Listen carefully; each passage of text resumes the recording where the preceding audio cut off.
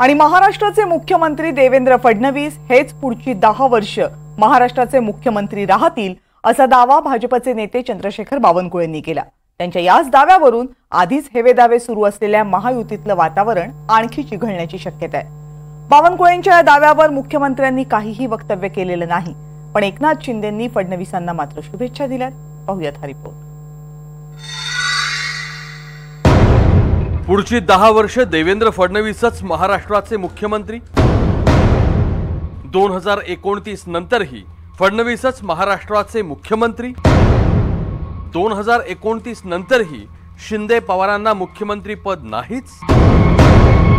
2019 नंतर महायुती एकसंध राहणार की नाही? देशात काश्मीर हल्ल्यानंतर वातावरण सुन्न असताना हे प्रश्न का उपस्थित केले जात आहेत असं तुम्ही विचारलं तर त्याचं उत्तर आहे भाजपचे मंत्री चंद्रशेखर बावनकुळेंचं हे वक्तव्य।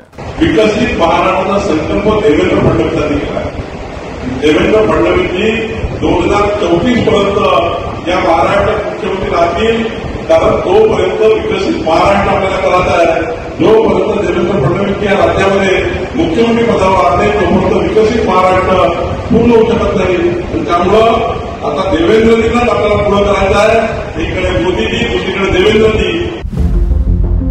एका कार्यक्रमात काल बावनकुळेंनी हे वक्तव्य केलं आणि त्यानंतर सगळ्यांच्या नजरा वळल्या त्या एकनाथ शिंदेंकडे। शिंदेंना पत्रकारांनी गाठलं आणि बावनकुळेंच्या वक्तव्याबाबत विचारलं। एकाच शब्दात शिंदेंनी विषयच संपवला। 2034 पर्यंत देवेंद्र फडणवीस मुख्यमंत्री राहतील असं आज चंद्रशेखर बावनकुळे भाजपचे प्रदेशाध्यक्ष म्हटलेलं आहे। तुमची प्रतिक्रिया काय? शुभेच्छा। Thank you sir. 2024च्या विधानसभा निवडणुकांदरम्यान भाजपनं स्वबळाचे संकेत दिले। अमित शहा यांनी कार्यकर्त्यांशी बोलताना 2029ची निवडणूक भाजप स्वबळावर लढेल असं विधान केलं। तेव्हापासूनच शिंदेंच्या शिवसेनेत आणि भाजपमध्ये कुरबुरी सुरू झाल्या होत्या। विधानसभेच्या निवडणुकीनंतर शिंदेंना उपमुख्यमंत्री व्हावं लागलं, त्यामुळे दोन्ही पक्षांमधली दरी वाढायला लागली। बावनकुळे साहेबांच्या जर बस चालला तर 100 वर्ष मला ठेवतील, पण त्या त्यांच्या 2080 पर्यंत राहू देत, आमच्या शुभेच्छा आहेत। पण त्यांच्या शुभेच्छा यातला फक्त मतितार्थ आपण समजून घ्या की या शुभेच्छा आहेत, माझ्या चांगल्या करताच्या शुभेच्छा आहेत। बाकी राजकारणामध्ये रोल बदलत असतात, ते बदललेही पाहिजेत। कोणी फार दीर्घकाळ राहत नाही, त्याच्यामुळे जेव्हा माझा रोल बदलायचा तेव्हा तो बदलेल। देवेंद्र फडणवीस यांना भाजप केंद्रात मोठी जबाबदारी देईल अशीही अनेकदा चर्चा होते। मोदींच्या रिटायरमेंटचा मुद्दा आला की फडणवीसांच्या प्रमोशनची चर्चा ही होतेच होते, पण फडणवीसांनी या चर्चांना कधीही दुजोरा दिला नाही, पण त्याच वेळी त्यांनी या चर्चांना नाकारलंही नाही।